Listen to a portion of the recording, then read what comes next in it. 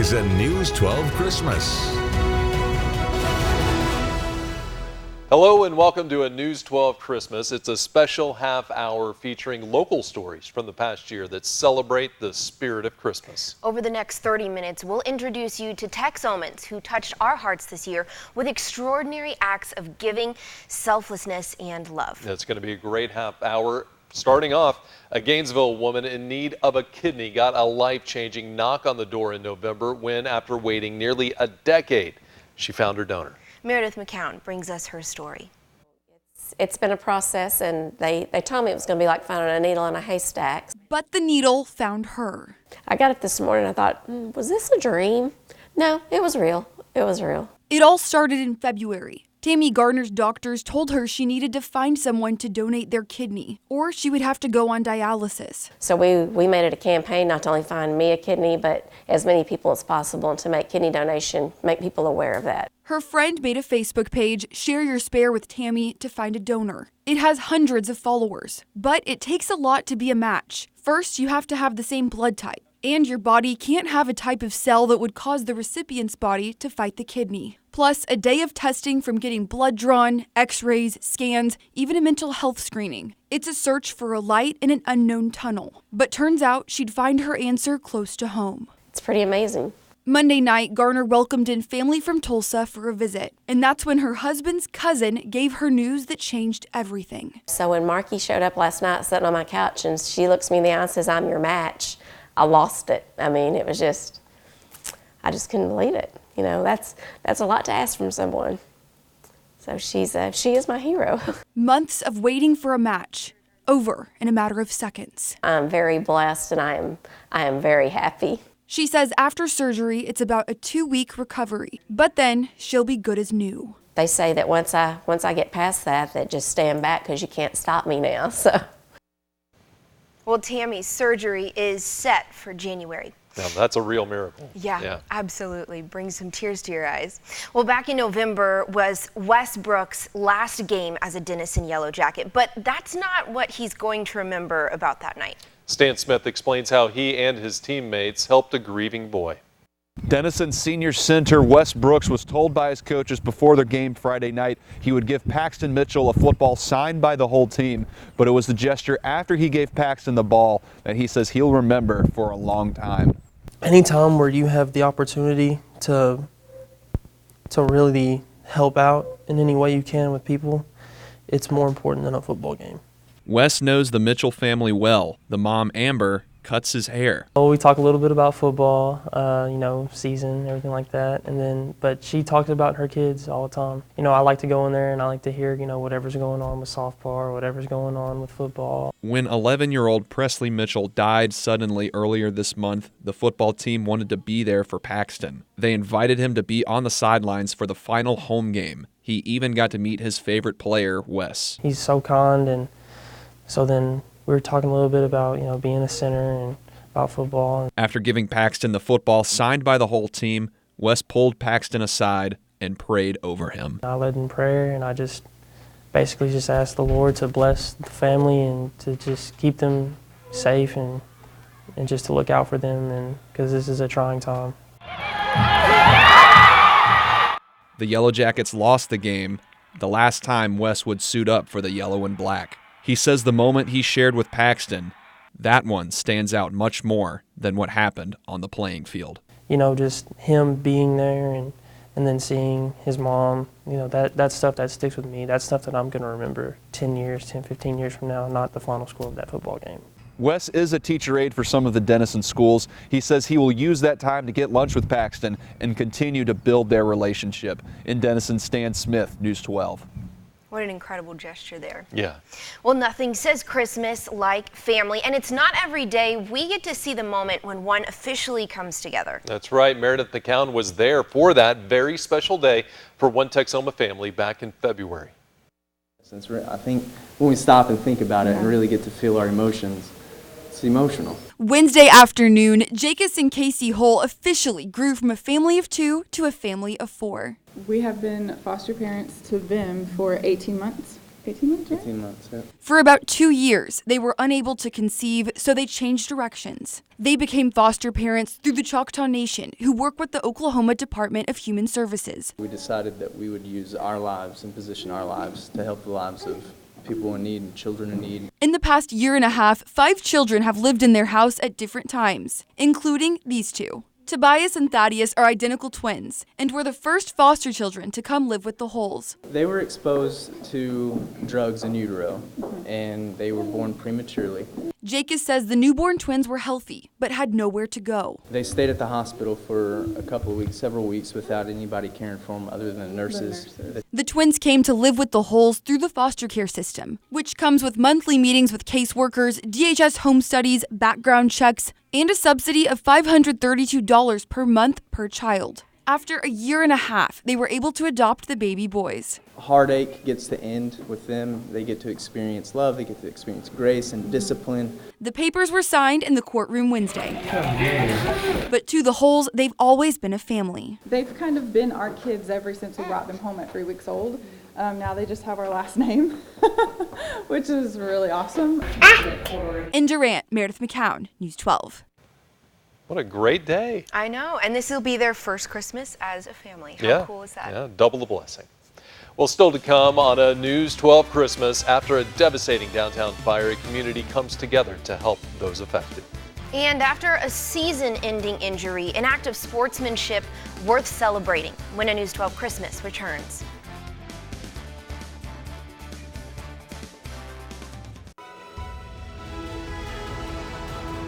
This is a News 12 Christmas.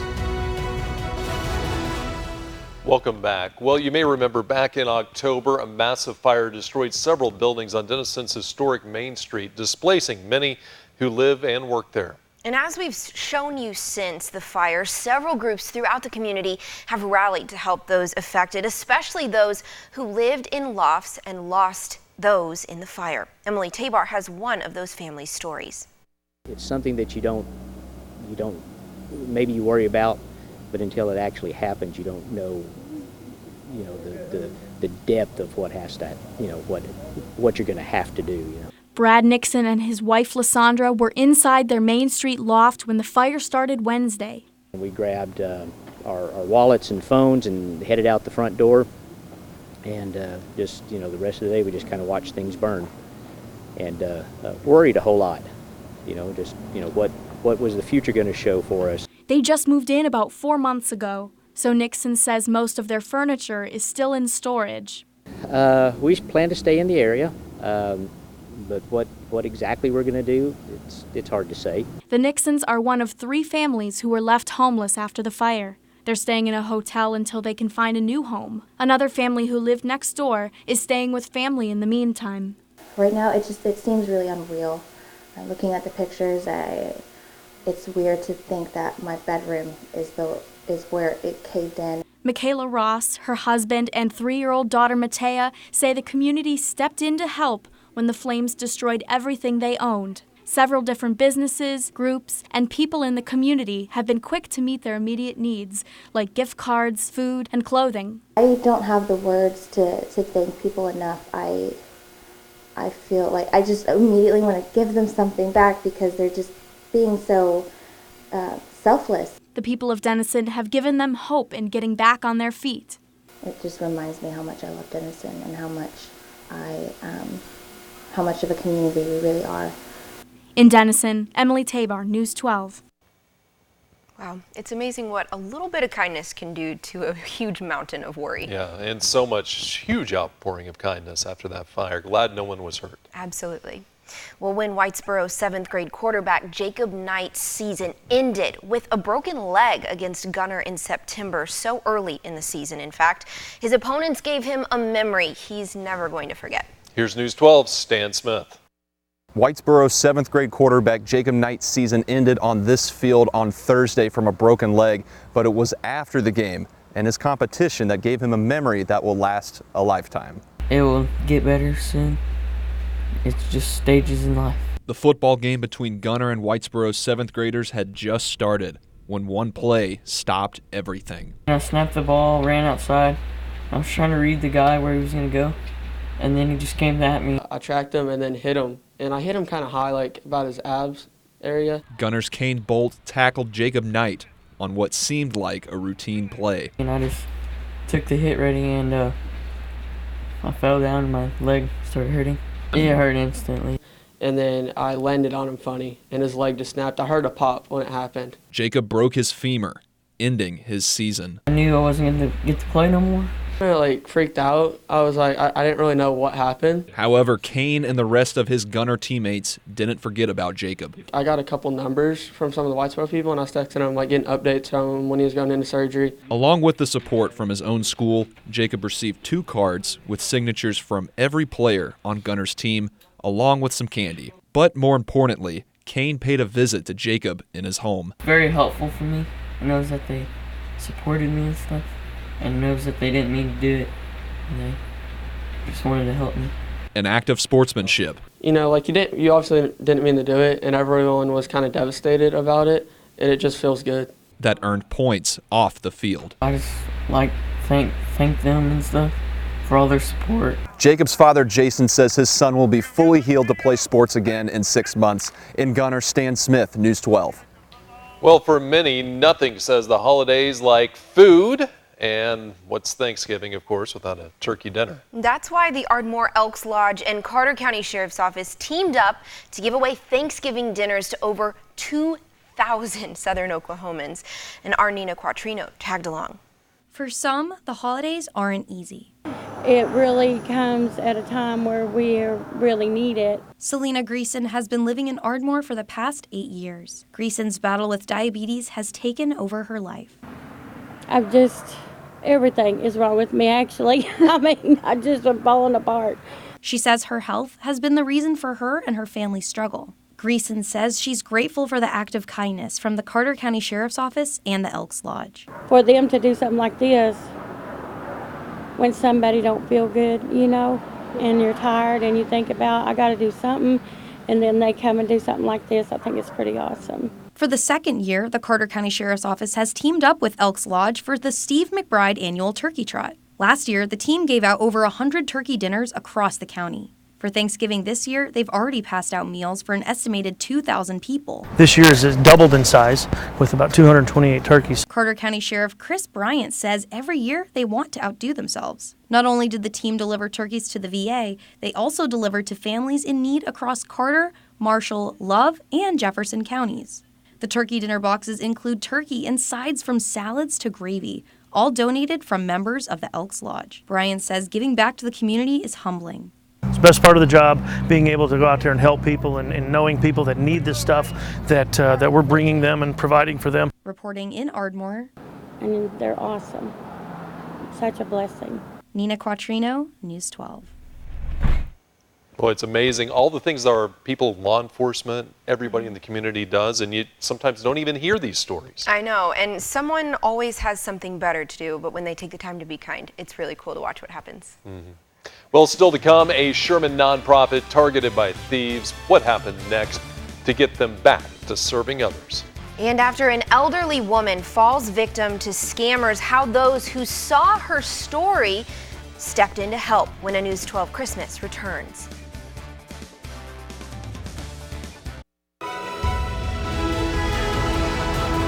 This is a News 12 Christmas.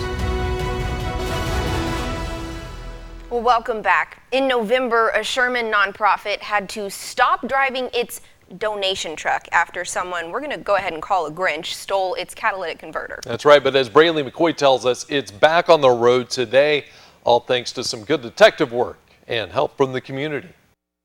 On Monday, Share Ministries was told they couldn't drive their donation pickup truck because it was missing the catalytic converter. But now, thanks to an unexpected phone call, the missing part is back where it belongs. The staff at Stinky Salvage, they played an integral part in us retrieving the part that was stolen. Director at Share Ministries, Ron Ruppel, says he called junkyards around town, hoping the stolen part would show up. Only hours later, he got a call back. Thought they might try to get some salvage prices for it. And sure enough, they alerted us, and then we went there to identify it. The pantry caught the thieves on surveillance video Sunday night. They smashed the windows in the van parked outside and stole the catalytic converter from the donation pickup truck. Rupel says they're grateful to have the stolen part back, but still have other expenses to worry about. Still have to cover the cost of the vandalism to the van and the trailer, but right now we will be able to pick up our donation as scheduled. Rupel says about a dozen organizations and individuals have reached out to him to help the nonprofit food pantry after they saw News 12's story about what had happened. But there were so many people that came forward and offered to help after they saw the news. And in their busiest time of year, Rupel says he's just thankful they can still help people. Let me give praise and glory to God for answering our prayers. Sherman police say the case is still under investigation and no arrests have been made. Reporting in Sherman, Braley McCoy, News 12. All right, I hope they find who did that. Well, in November, an elderly Bryan County woman lost hundreds when she fell victim to scammers, all posing as electrical workers. But by the next night, thanks to viewers who saw her story right here on News 12, she had her money back and then some. Here's Meredith McCown. Oh, there goes my heart again. Sometimes silence speaks louder than words. Oh. This 72-year-old woman didn't want to show her face or say her name, out of fear of the weekend repeating itself. Saturday, 2 men pretending to be electrical workers tricked her into giving them $121 and then took $800 more from her purse. Monday, News 12 aired a story. And Tuesday afternoon, a woman from City Hall showed up at her door with an envelope. I opened the envelope. There was a $1,000 check in it. Replacing the amount that was stolen from her and more. I about lost it. A South-Made man she'd never met drove to Buck Cheetah to bring the check. So that was just amazing for someone to be that good. He's not the only one. Police say an account will be set up at First United Bank where anyone can donate, since so many have offered. Thank you. Thank you. Thank you. God bless you. And you don't have to, but I do appreciate it. She'd been saving the money that was taken for her own tombstone. Her only wish for when she dies is to be buried next to her 2 sons. She lost her only kids, Keith and Scott, when they drowned in the Red River in 1985. One was 15, the other 14. They were always pretty close together, and it was a shock. But I just have to think that they're together and they're doing okay. But she's reminded that even on the darkest days, the sun still sets. And there's always tomorrow. I told my brother, I said, there is bad people in this world, but there are good people in this world. And the good outnumber the bad, and we just don't realize it sometimes. Yeah, need to keep that in mind. Yeah, absolutely, especially this time of year. Yeah. Well, we have the most generous viewers, too, making that happen. Agreed. Still to come, we go back to the Texoma Gridiron, another act of sportsmanship that went viral in 2019. And a gift fit for a queen, a Texoma homecoming queen, and her special friendship that captured hearts around the country when a News 12 Christmas returns. An act of sportsmanship by a Sherman football player took the World Wide Web by storm in November when, after the game, he prayed with an opponent whose mom is fighting cancer. Here's Braley McCoy. This is just one of the key plays that Sherman High School senior Gage Smith made at their game against West Mesquite on Friday. But it's what Smith did after the game that most people remember. When you're playing the game, you're playing to win, and the other team is the enemy. But afterwards, you still have the respect for the other opponent. Smith says he knows West Mesquite player Ty Jordan from a select 7-on-7 team they both played on. Jordan's mom is battling cancer, and Smith asked to pray with him after the game. Just had a moment with him, praying over him, his mom, and his family. Smith says in that moment, it wasn't about the score or being opponents. It was about showing compassion. Jordan's aunt posted the pictures to Facebook, expressing how much the gesture meant to their family. So far, it has over 100,000 shares. To see that it blew up, I was very surprised by it, and I wasn't expecting it to be like that. It was just doing it for him and doing it for his mom and his family. Sherman football coach J.D. Martinez says Smith has been a team leader on and off the field. He's a true leader, and he has compassion, and I think it follows through for a lot of our guys on our team. Martinez says his wife happened to capture the special moment, and she sent the pictures to Smith's mom, who passed them on to Jordan's family. Pretty special that kind of everybody gets to see really what he is. He's that type of kid all the time. It's just not in front of the cameras or anything like that. He's like that every day. Football brings people together in so many different ways, and that was just one example of it that night. In Sherman, Braylee McCoy, News 12. Well, our final story features a gesture fit for a queen. In September, SNS homecoming queen Trinity Arrington gave away her crown to a special friend. One more time, here's Meredith McCown. We got to be it together. I think that was the best part for me. Last Friday, the homecoming court took the field at SNS High School for the big game. Seniors Trinity Arrington and Emily Petty were both nominated to be the queen. I didn't think I was going to win. I told everyone that asked me if I wanted to win that I wanted Emily to win, so I told them to vote for her. So when Trinity's name was announced, Trinity Arrington! She says she was shocked, but she had a different idea. I decided to give my crown to my sweet friend Emily because she's always wanted to be a princess, so I decided she deserved it. Trinity met Emily through spending time during lunch in the special education classroom. They've been friends for almost a year. I love her every day. It's a bond that goes beyond their moment on the football field. When I decided to hand her my crown, I cried. It was hard. A friendship fit for royalty. I can't cry. I can't. Trinity and Emily say it's a night they won't forget. Wearing the crown, Miss Emily Petty. We got to hold hands, and we waved at everyone, and we blew kisses to everyone on the Collinsville side. They were really excited for us. Yeah. I felt a kiss Yeah. my friends. Mm-hmm. But for these girls, it's more than sharing a high school title. She's always been my queen, so she deserved it. It made her happy. In Sadler, Meredith McCown, News 12. Well, that'll do it for a News 12 Christmas. Thanks for watching our special look back at the local stories that touched our hearts from the past year, and for watching each morning, noon, and night. We're so grateful to you, our loyal KXII viewers. And these were just a few of the many stories that we bring you all the time that touch our hearts. We look forward to continuing to serve all of Texoma in 2020. From our family to yours, Merry Christmas, and hope to see you in the new year.